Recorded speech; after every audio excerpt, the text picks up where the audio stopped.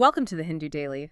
We're jumping straight into the editorial section today. Our first piece is a really thought-provoking one, arguing for institutionalizing political guardianship for animals. Right, and it's not just about anti-cruelty laws, which we already have. No, this goes much deeper. The article claims the whole foundation of modern political life is flawed because it's so, well, anthropocentric. It is. The core problem they identify is this split. Democracy as we know it was built on a really rigid division between the human and the animal. And that treats animals as this single other category. Exactly. It's what the author calls categorical othering. It just collapses this huge variety of non-human worlds into one negative mirror. They become mere life. Or, in legal terms, just property. And that's the structural flaw. When the law sees an animal as property, then the institutions built on that law are, designed to exploit them. It's almost inevitable. It's a kind of legal erasure. So how do you even begin to fix something that fundamental? Well, the argument is that representation isn't about giving animals human rights, like the right to vote. That would be absurd. Of course. Instead, it's about formally representing their absolute vulnerability, their unchosen dependency. So it reframes our role. We're not just caretakers anymore. We're accountable political stewards. Precisely. And since majoritarian democracy can't work for animals, they have no votes, no economic leverage, the sources suggest we need non-majoritarian paths. Things like fiduciary institutions or guardians. Yes. Groups with a clear mandate to articulate animal interests in, say, legislative processes. But on what basis? How do you define animal interests? This feels like a huge, complicated question. It is, but the standard proposed is sentience and embodiment, not cognitive capacity. Ah, so it's not about whether they can solve a puzzle. No, that's a very human-centric and, frankly, biased standard. It's about their ability to suffer, their physical experience. It's much like the institutions that already protect vulnerable humans, like children's rights agencies. Now, this sounds very good in theory, but the article gives a really stark cautionary tale from right here in India. The Supreme Court's high-powered committee for elephants, yes. It was set up to be exactly this kind of fiduciary institution, so what went wrong? It shows that goodwill just isn't enough. The committee, well, it mostly just degenerated. The article mentions they kept putting off decisions, meeting in exotic locales, while the animals suffered. And some of them died. Yes, 3 of the 19 tortured elephants that were the subject of the committee's work died while they were deliberating. It just highlights that these bodies need structural independence, clear rules, and real accountability. They can't just run on good intentions. Good intentions are not a substitute for good governance. Okay, let's shift gears now to public health. The next article looks at India's very successful history with AIDS control and asks a critical question. Why can't we apply that same model to TB? And it's a great question. You have to remember the context. Back in the mid-'80s, AIDS was devastating, and by the early '90s, it was clear India was facing a similar crisis. So the National AIDS Control Project was launched in 1992. It was, but it immediately got stuck in bureaucratic mud. The main issue was getting funds from the central government down to the states and the people doing the work. So Tamil Nadu found a way around that. A structural bypass. What did they do? It was actually a fairly simple bureaucratic tweak. In 1994, they converted their state AIDS cell into the Tamil Nadu State AIDS Control Society, or TNSACS. They registered it as a society. And that small change made all the difference. A huge difference. It gave them 2 things. Direct fund flow, so no waiting for state treasuries, and operational autonomy. Autonomy is always key. It is. With that independence, they launched these really vigorous, targeted awareness campaigns. They could act fast, like an NGO, but they had the secure funding of the state. And Tamil Nadu was a serious hotspot at the time. It was. But these efforts led to a really steep and very early drop in infections. They managed to plateau the numbers quickly. A success story that then went national. Absolutely. The government of India and the World Bank saw that the TNSACS model was working.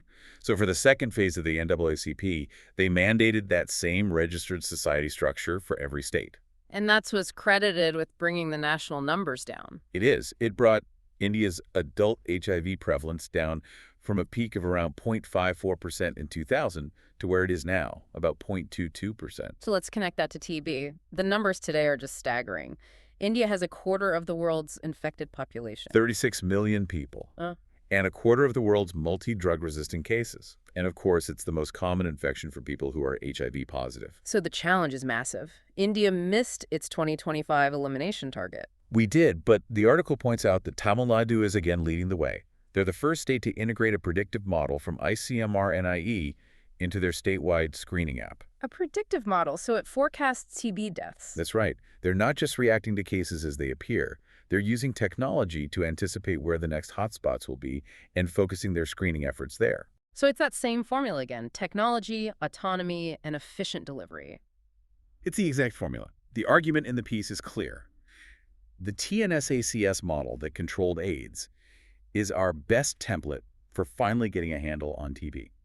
Moving on to the opinion section, we have a piece on economic strategy, specifically on R&D. The central argument is that public grants alone won't get India where it needs to go. We need a big shift in private R&D spending. Yeah, the way it works now is too episodic. A lot of it flows through corporate social responsibility, CSR, so it's not a predictable pipeline. And when you look globally, the scale is just completely different. Completely. The piece cites Meta's 2024 R&D budget. It's $44 billion.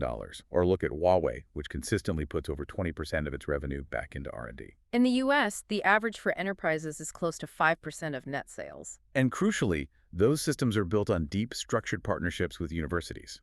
Things like the NSF's Industry University Cooperative Research Centers. It's a real ecosystem. Whereas India's total expenditure, our GERD, is hovering around 0.65% of GDP, Right. which is low. It's low, but we do have these bright spots. The article mentions Tata Motors, Sun Pharma, Dr. Reddy's. They all have R&D intensities well over 6%. And we have the physical platforms, like the IIT Madras Research Park. Which is fantastic. Over 200 companies collaborating right there on campus. So the talent is there, the infrastructure is there, but the money isn't flowing consistently between them. So how do you scale this up? How does policy create a true national supply chain for research? The sources lay out 4 key policy tools.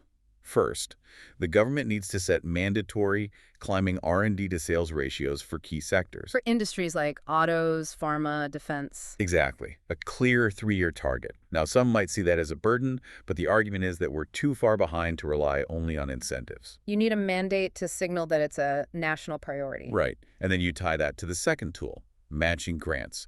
You reward companies for co-funded projects, especially when that money flows through our higher education institutions. So it encourages collaboration, not just internal spending. What about the tax side? That's the third point.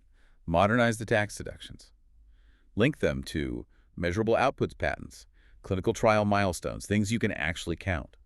And require proof of collaboration with accredited Indian universities. And the final point is just transparency. Simple transparency.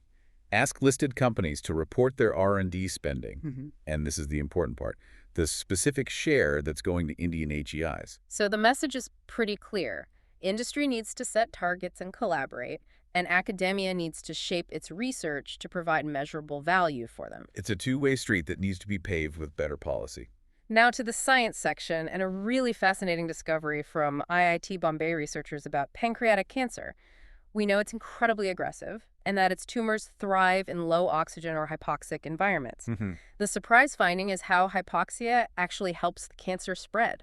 It does it by changing the lipids in the cancer cell's own membrane. It's a deep dive into the mechanics of a cell. The plasma membrane is, it's the cell's skin. It's how it interacts with the world. And in their first study back in 2023, they saw that when oxygen levels dropped, the cancer cells started migrating much more. Right. They used the PanC1 cell line, which is a very aggressive type, and they found a physical reason for it.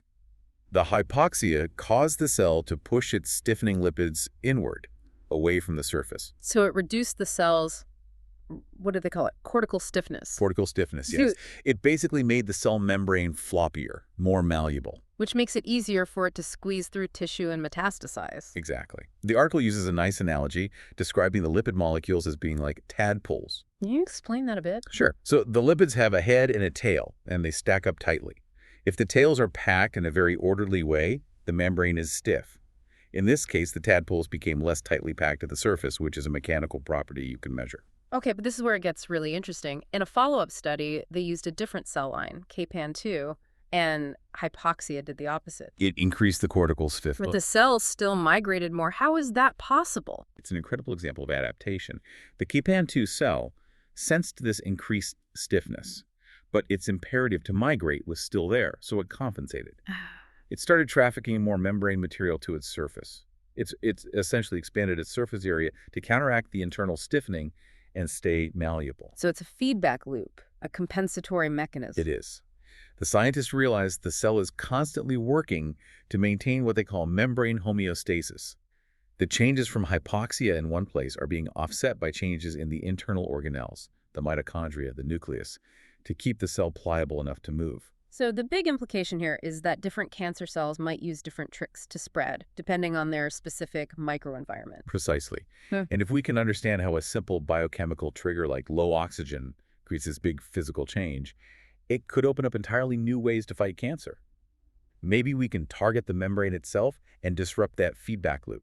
Let's turn now to text and context, and to Pakistan, where the passage of the 27th Constitutional Amendment has set up a major confrontation between the government and the judiciary. It's a very serious development. We even saw 3 judges resign in protest. The article outlines 3 main ways this amendment erodes judicial independence. The first one seems the most dramatic. The creation of the new Federal Constitutional Court, or FCC. This new body effectively strips the Supreme Court of its original jurisdiction over constitutional matters and fundamental rights. And that's the power the court has used in huge cases, like the Panama Papers case in 2017. It's how it holds the powerful to account.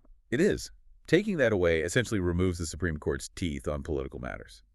The second big change is about the power to transfer judges. The executive gets the power to move judges around without their consent. Which, critics immediately said, is a tool to penalize judges who dissent, or to stack the new FCC with judges who are more pliable. And the third effect is just division within the judiciary itself. Yes, it's now split. You have some who are ready to join this new court, and others who are fiercely resisting it. This internal division, of course, weakens the whole institution. What's the government's official justification for all this? They say it's to reduce the judiciary's massive caseload. But critics point out that's a flawed argument. 82% of the pending cases are in the lower district courts, not the Supreme Court. So the real goal, opponents argue, is to reduce the Supreme Court to just a court of appeals. That's the fear, that it can no longer act as a check on executive power regarding fundamental rights. And, this didn't come out of nowhere. No, it follows the 26th Amendment last year, which already changed the composition of the Judicial Commission to give the executive more say. It's part of a longer, troubled history between the judiciary and the political and military establishment in Pakistan. And we've seen the judiciary pushing back recently, especially under Chief Justice Qazi Faiz Issa. We have.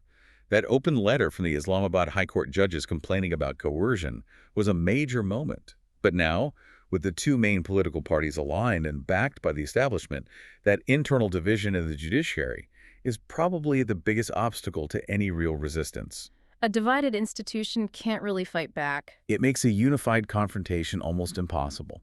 It's a serious blow to the checks and balances a constitutional democracy needs. For our final piece, we're looking at the tech world and what the article calls a customer revolt against Microsoft's very aggressive AI strategy. This was really triggered by a post from an executive, Pavan Davuluri, who talked about Windows becoming an agentic OS. And the response was so negative they had to lock the comments. It was. The hostility was just palpable. Users feel like Microsoft is ignoring their basic requests, fixing existing bugs, adding non-AI features, and instead is just forcing this AI strategy on them. The term agentic OS itself seems to be the source of the fear. It implies a loss of user control. It does. People are worried about bloatware, new security risks, and of course a major loss of data privacy if the OS is acting on its own. And this isn't a new fear. There's a very recent precedent for this. The recall feature for Copilot plus PCs just earlier this year. The idea that the OS would be constantly taking snapshots of your activity set off massive privacy alarms. So much so that they had to delay the shipment of those computers. Exactly. So users are already very sensitive to this idea of AI working in the background. And the response from Microsoft's management didn't really help matters. No, you had the CEO, Satya Nadella, talking about broad societal benefits, while the AI CEO, Mustafa Suleyman, was calling critics cynics. Which users immediately branded as out of touch. The issue for them isn't the power of the AI, it's the integrity of it. They're worried about AI hallucination, about a tool that just makes things up being integrated into their critical work. Why should I trust a tool that hallucinates to control my entire operating system? That's the question they're asking. Which raises an interesting point. Why does Microsoft get this kind of backlash when a company like OpenAI or Anthropic doesn't really? It's all about expectations in the core product. If you go to OpenAI, you are specifically looking for an AI tool. You know what you're getting into. But Microsoft and Google are different. They are. They're legacy giants known for consumer hardware and software. So when they start rapidly pushing experimental AI into every single part of your personal tech life, your OS, your search engine, it feels like the technology is being forced on you, It's that feeling of compulsory adoption that's driving the revolt. especially when that adoption seems to come at the cost of performance, privacy, or stability of the products they already rely on. Thank you for listening. If you want to provide suggestions, please contact on the Twitter handle given in the episode description. As always, we are eager to hear what our listeners want to be informed about. We wish you a great day.